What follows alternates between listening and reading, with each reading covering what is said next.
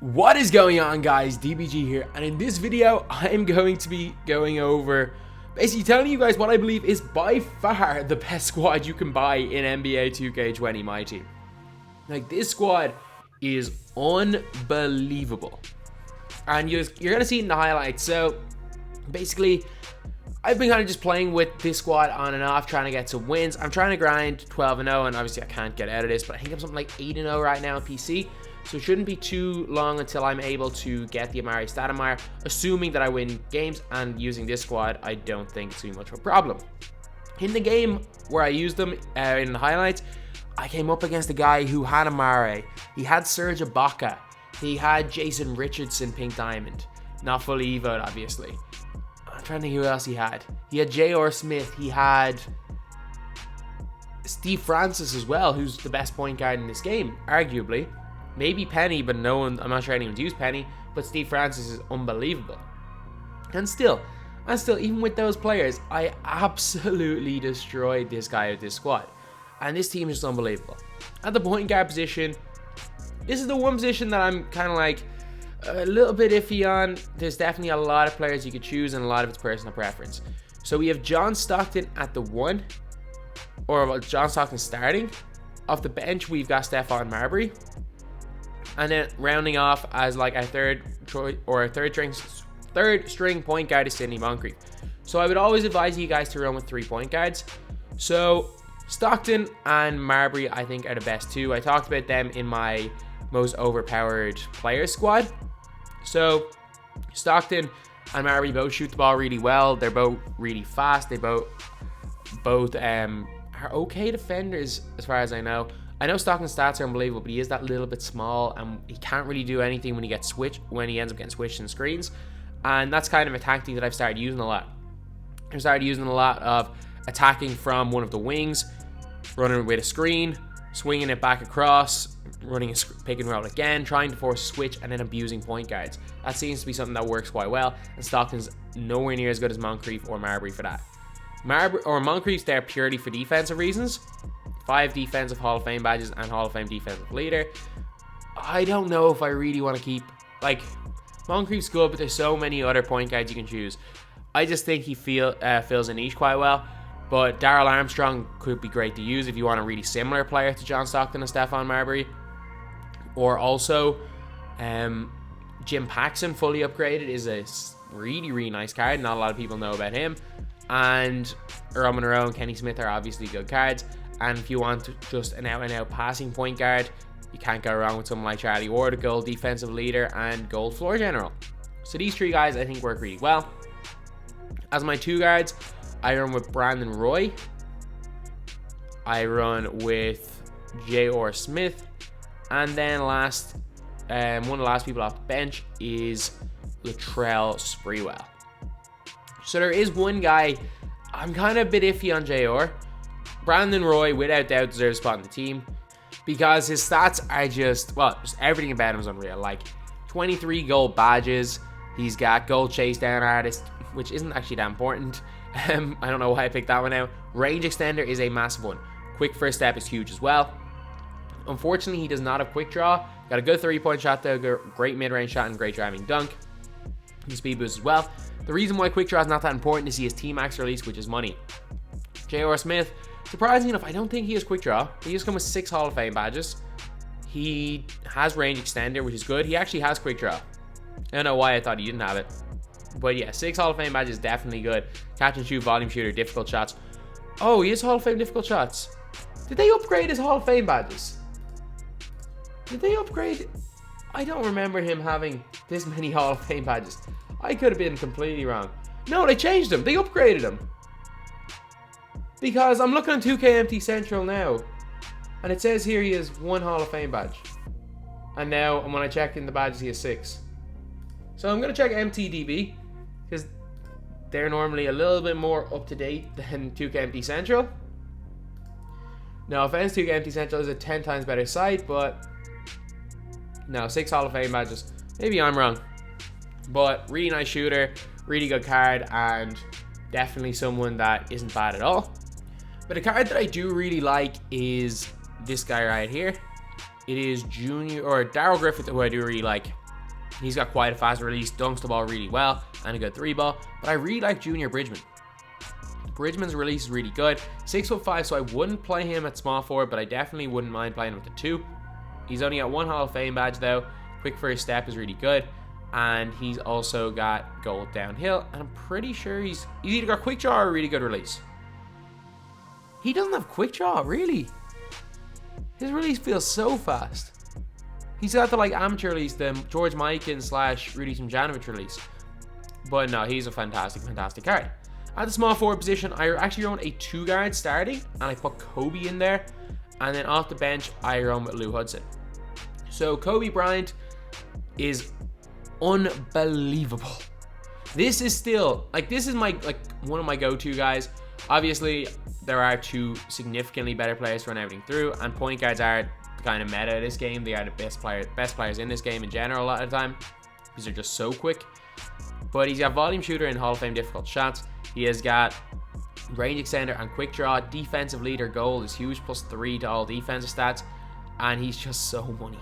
Like, Kobe's release normally isn't great in 2K. It is so cash.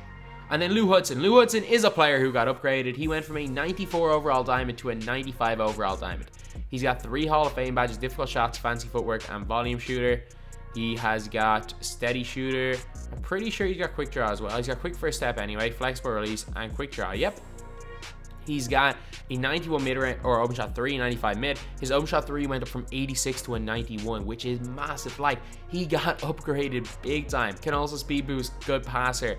He's got decent perimeter, or good perimeter defense of 85. He's really fast. He's got good lateral quickness. He is so good.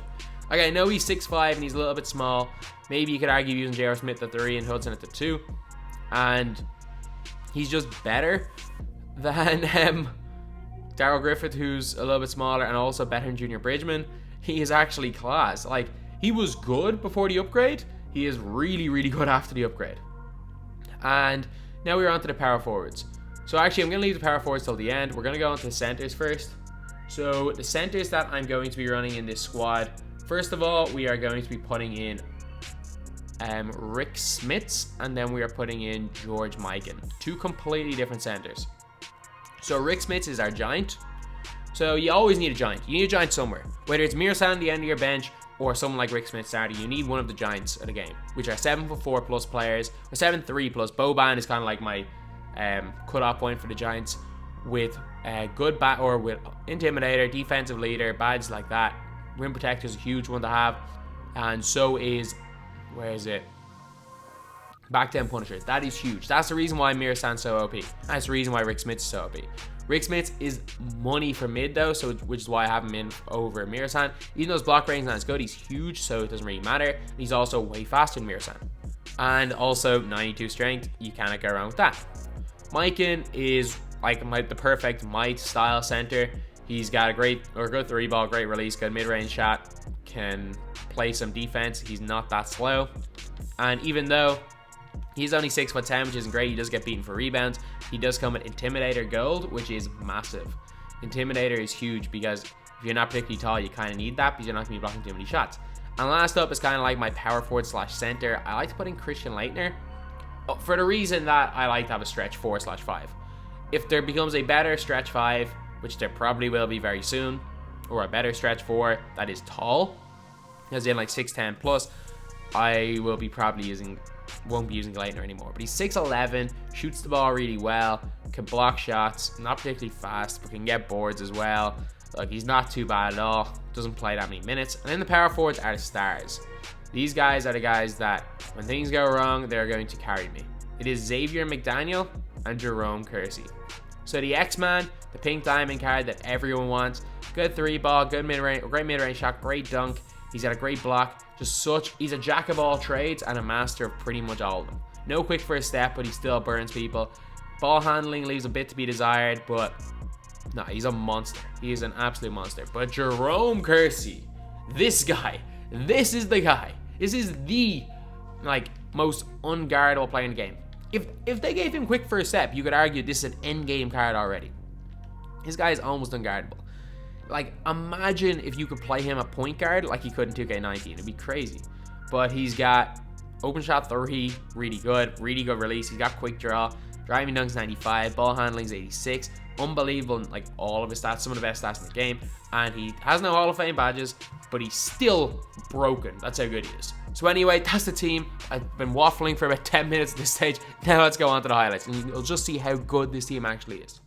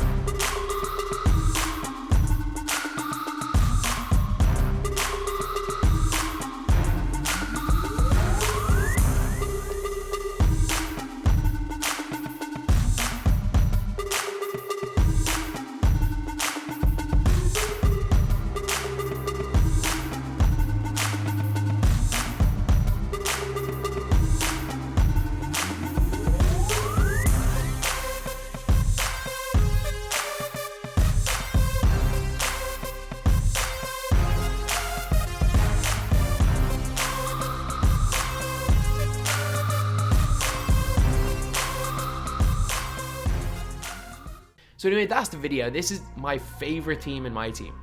Like, this is a team I'm actually enjoying playing the game. And it's not just because I'm blowing everybody out, because on PC, everyone has similar squads to this. But it's like, I feel like I can actually play with this team. I feel like my players switch properly. I feel like I can play the defense I want to play. I feel like I can make reads. I can attack the basket. I can kind of do everything. It feels like a fun video game when you use a squad like this. And I think it's going to get to the stage where 2K20, I've been very hard on it, but I don't think it's as bad as I thought, or I thought it was at the start. I think once we start to get these higher overall cards, or like even amethyst and above, like good amethyst, like the likes of Kobe, I think that it's going to be a fairly okay game. Better than, not as good as 9 teams. I thought 9 teams was great, but better than 18. I don't think it would be anywhere near as bad as 18. Anyway, that's the video. Thank you guys for watching. Please like, comment, and subscribe.